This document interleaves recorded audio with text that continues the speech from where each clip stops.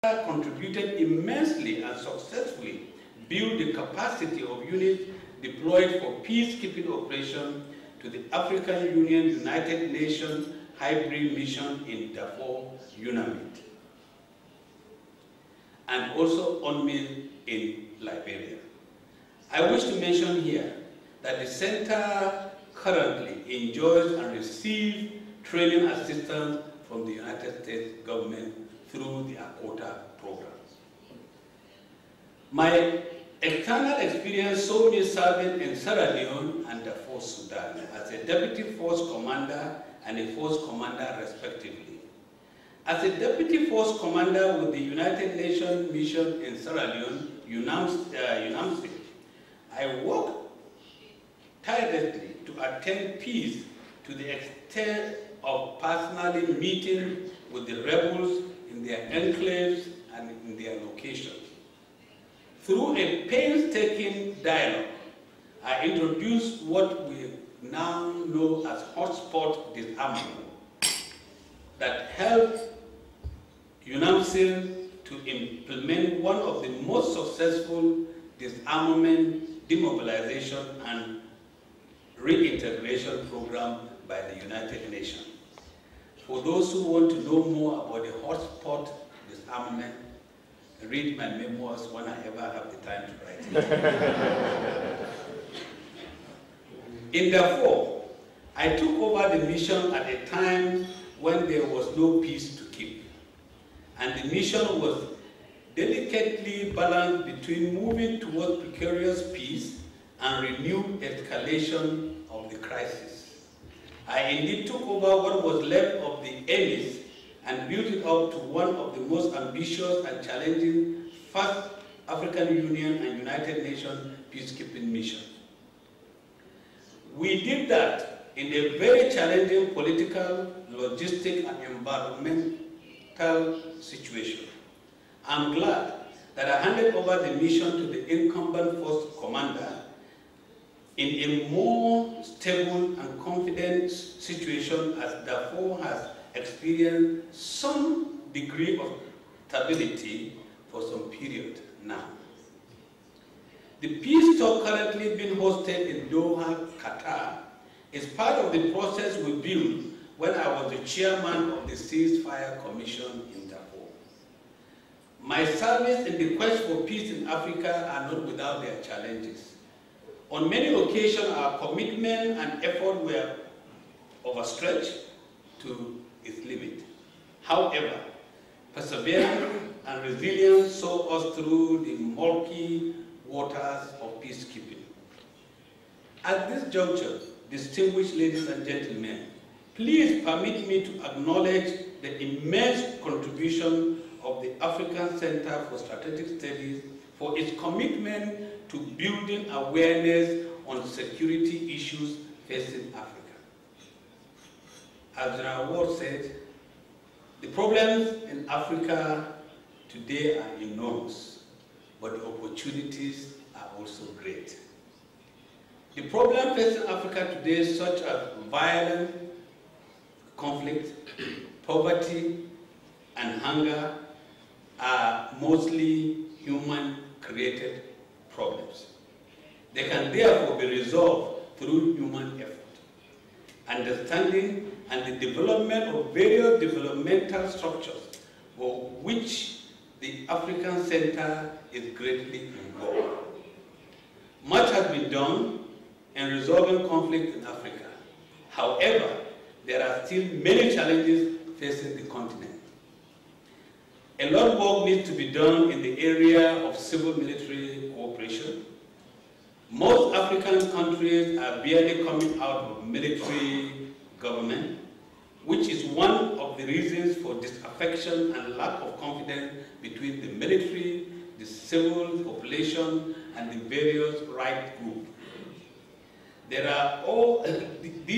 are all key players in any conflict resolution situation.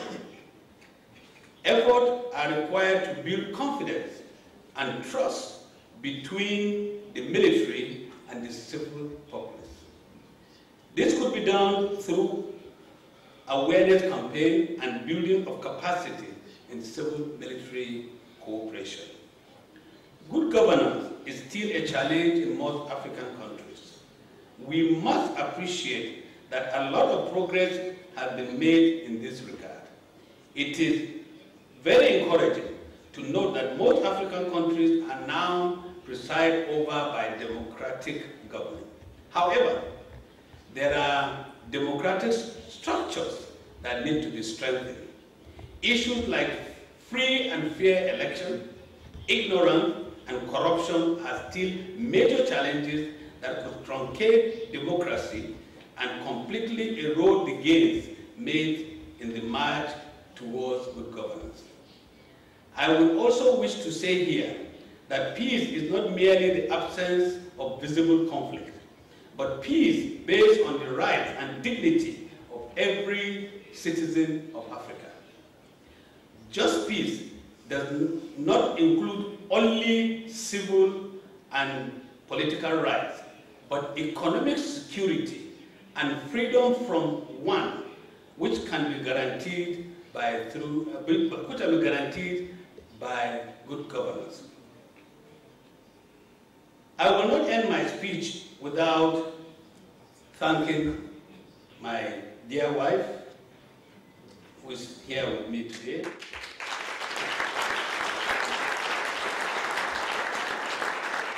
And the children for their wonderful support. My wife has held the home front and ensured that I focus on my official challenges and travels.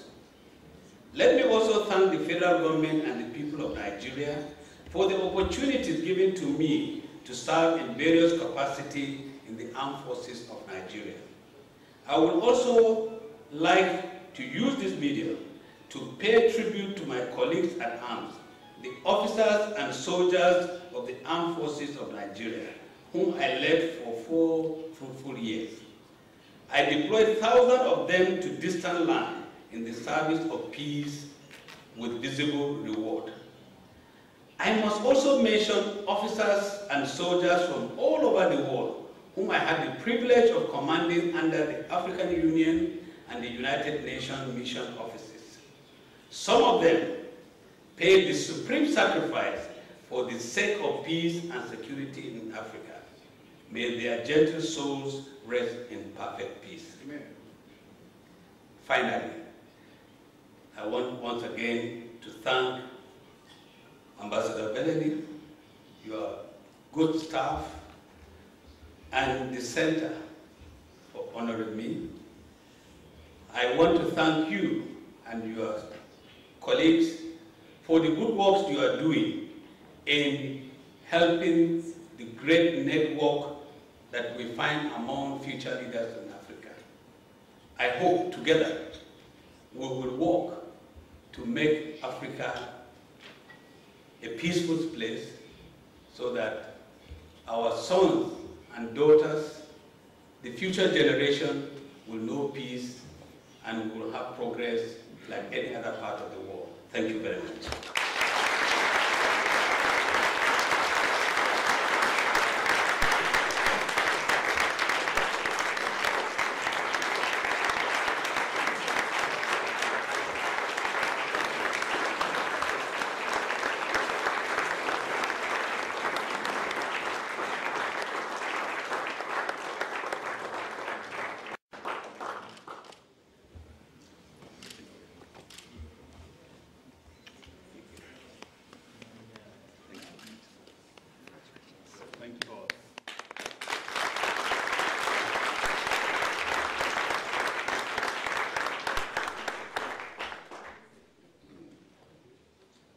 Well, to you, Martin, and to Ruth, again, our warmest congratulations, our very best wishes. Now that you are well and truly a free man, I know that you are looking forward to returning to your domain in Central Plateau.